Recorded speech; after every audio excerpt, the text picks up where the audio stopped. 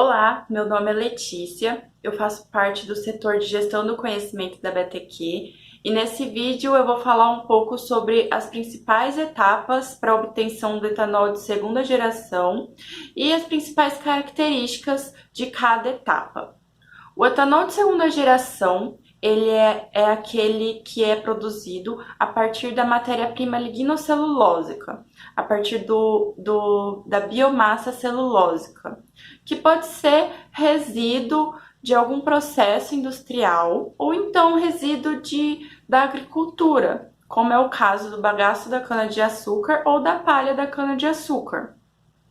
O etanol de segunda geração, ele é mais sustentável comparado com o etanol de primeira geração, porque ele produz menos gás carbônico e ele também, a matéria-prima, ela não compete com nenhum tipo de cultivo de nenhum alimento, por ser uma matéria encontrada como resíduo de algum processo industrial ou então de resíduo da agricultura.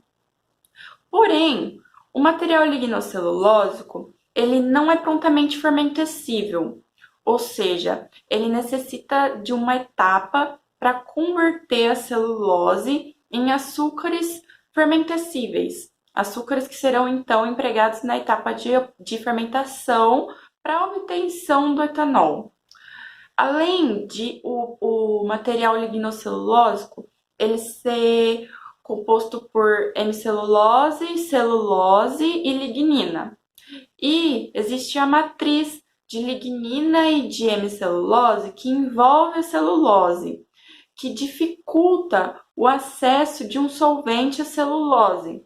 Então, é necessário também, antes do processo de conversão da celulose em açúcares, é necessário uma etapa que altere a morfologia da biomassa celulósica e faça com que a celulose ela fique mais disponível, mais acessível para conversão. Então, é necessário uma etapa conhecida como pré-tratamento. Esse pré-tratamento, ele tem a função de romper essa camada de lignina e disponibilizar melhor a celulose para conversão.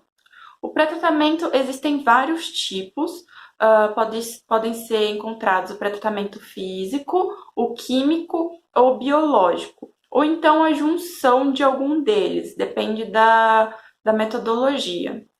O pré-tratamento físico é aquele que consiste na fragmentação ou então no qual o material lignocelulósico é moído com a finalidade de aumentar a área superficial do material. O pré-tratamento biológico é aquele que é aplicado o uso de enzimas e o pré-tratamento químico é aquele que é empregado o uso de soluções alcalinas ou ácidas. Geralmente, as soluções ácidas são de ácido clorídrico ou ácido sulfúrico e as soluções alcalinas são com hidróxido de sódio. Eles também podem ser chamados de pré-hidrólise, porque podem ser muito parecidos com a etapa seguinte de hidrólise. Outros tipos de pré-tratamento podem ser o pré-tratamento de explosão a vapor ou o auto-pré-tratamento ou a autohidrólise, que é quando a biomassa celulósica ela é modificada geneticamente, sendo então possível ela realizar esse processo, esse auto-pré-tratamento. Às vezes é aplicado o uso de catalisadores aí. Então, a etapa seguinte é a de hidrólise, que é a etapa responsável por converter a celulose em açúcares. A hidrólise ela pode ser a química ou a enzimática.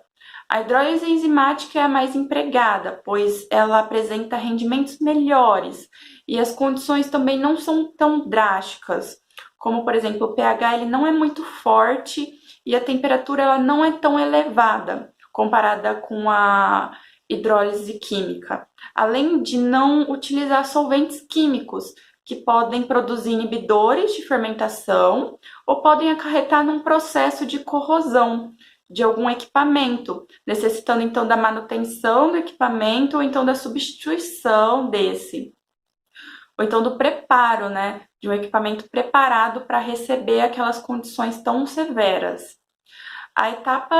Essa hidrólise enzimática, ela é empregada através do uso de uma mistura de proteínas, que é conhecida também como coquetel enzimático. E uma desvantagem é que o custo do processo, devido à utilização dessa enzima. E também essa etapa de hidrólise é uma etapa que deve ser muito controlada, muito bem controlada, como por exemplo condições como pH e temperatura e tempo. Devem ser muito monitorados para não acontecer a produção de inibidores de fermentação, que é a próxima etapa.